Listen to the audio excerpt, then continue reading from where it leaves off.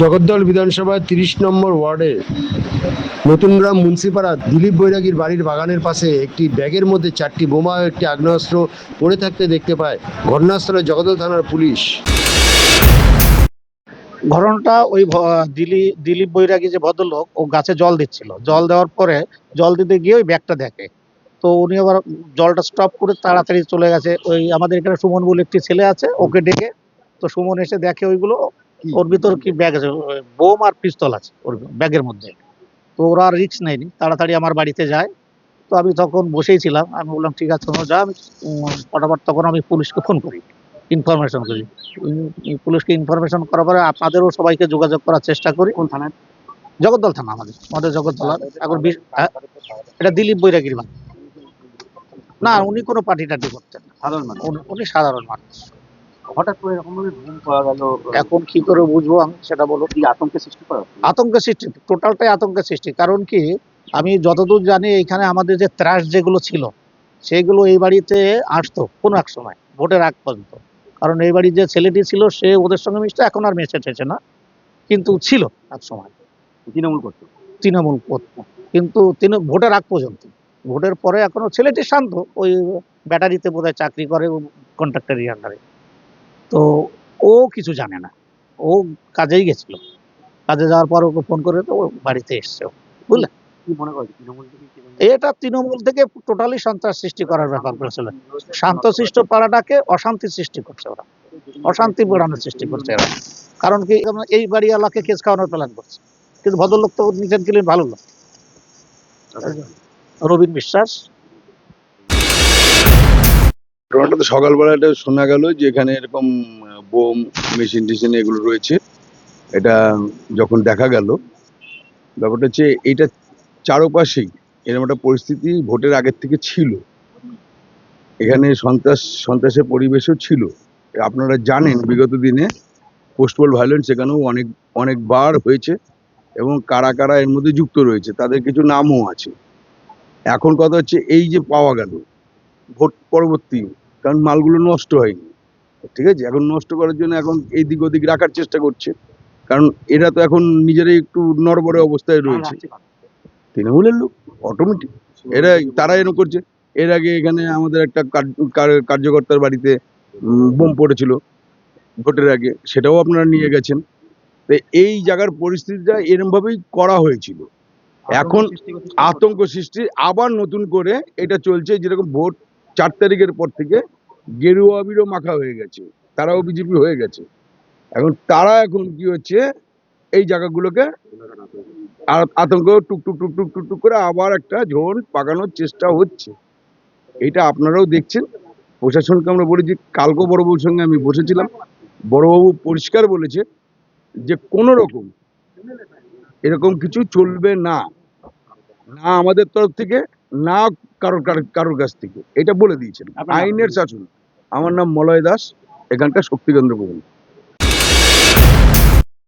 গাছে জল দিতে গেছিল আমার শ্বশুর আমাকে ডাকে, তো বলে ব্যাগের মধ্যে কি, তারপরে আমরা একটা লাঠি নিয়ে দেখি ওই বোম পিস্তল রেখেছে। কি দেখলেন? ওর ভিতরে বোম পিস্তল রয়েছে। কতটা আতঙ্ক, ভয় লাগছে? হ্যাঁ, ভয় তো লাগছে। আতঙ্কে হ্যাঁ, আপনার নাম?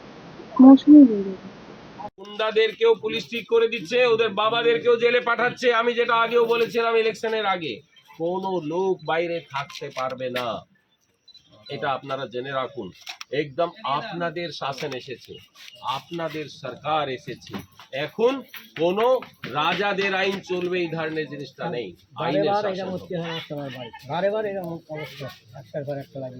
এখন কি হচ্ছে ইলেকশনের পরে পাওয়া গেছে, মানে তো ভয়ে ছেড়ে পালিয়েছে। এটা তো কোনো লোকের উপরে জগদ্দল বিধানসভা এলাকা বোমা পিস্তল পাওয়া গেল, একটা বাড়ির কাছে ফেলে রাখা গেল, ব্যাগের মধ্যে পাওয়া গেল। কি মনে হয় কোনো চক্রান্ত চলছে? দেখুন, আপনি তো এটা দেখতেই পাচ্ছেন, গোটা রাজ্যের মধ্যে পুলিশের যে কড়াকড়ি এবং আমাদের লোকপ্রিয় মুখ্যমন্ত্রী ওনার দিশা নির্দেশে পুলিশের যে হাত খোলা হয়েছে, তারপর থেকে গুন্ডা বদমাস এলিমেন্ট তারা সব কিন্তু পালিয়ে বেড়াচ্ছে। ওদের বাবারাও যারা ছিল, যারা ওদেরকে প্রোটেকশন দিয়ে রাখতো, তারাও সব পালিয়ে বেড়াচ্ছে। অনেক লোককে গ্রেপ্তার করা হয়েছে। যারা যারা মস্তানি এক্সটর্শনের বড় বড় মাথা ছিল এক এক করে সব ভিতরে ঢুকছে, আপনারা দেখেছেন। তো এই ক্রমে এখন এরা বুঝতে পেরেছে কি কোনো ধরনের কোনো বদমাশি, কোনো ধরনের গুন্ডাগর্দি এইসব জিনিসটা এখানে চলবে না, সাধারণ মানুষকে ভয় দেখানো যাবে না।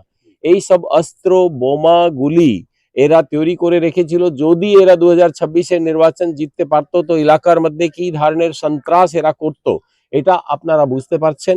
এখন ওই সব নিয়ে এরা পালাচ্ছে। আমরা যে এখানে সাব ইন্সপেক্টর সাহেব আছেন উনাকে এবং টিমকে আমরা বলেছি যেন এটা ঠিক মতো দেখা হয়।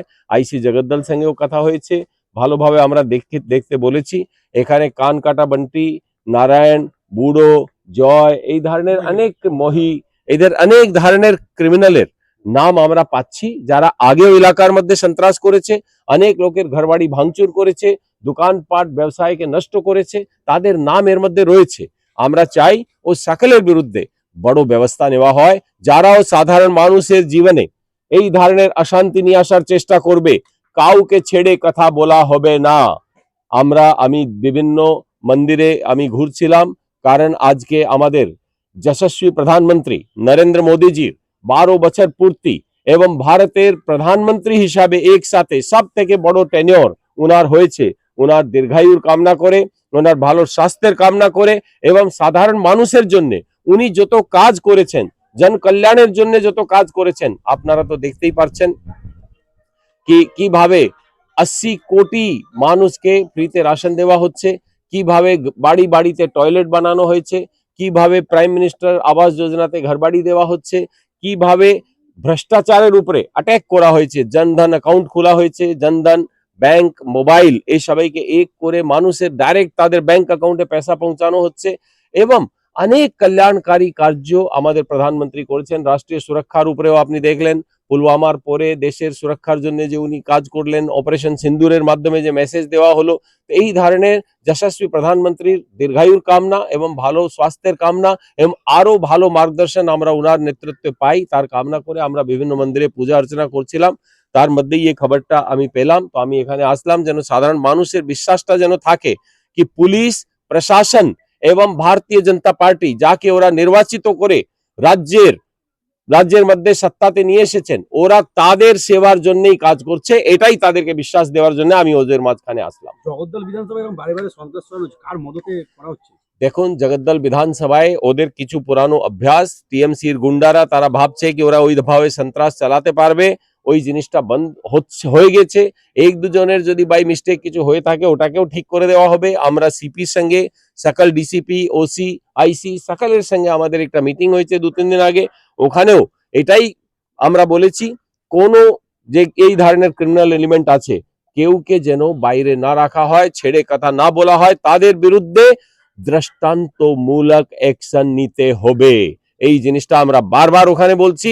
সাধারণ মানুষকে কেউ ডিস্টার্ব করতে পারবে না, আমরা তাদের কল্যাণকারী কার্যের মধ্যে আমরা নিজেকে লাগাচ্ছি এবং এই ধরনের ক্রিমিনাল এলিমেন্টকে অ্যারেস্ট করা হবে।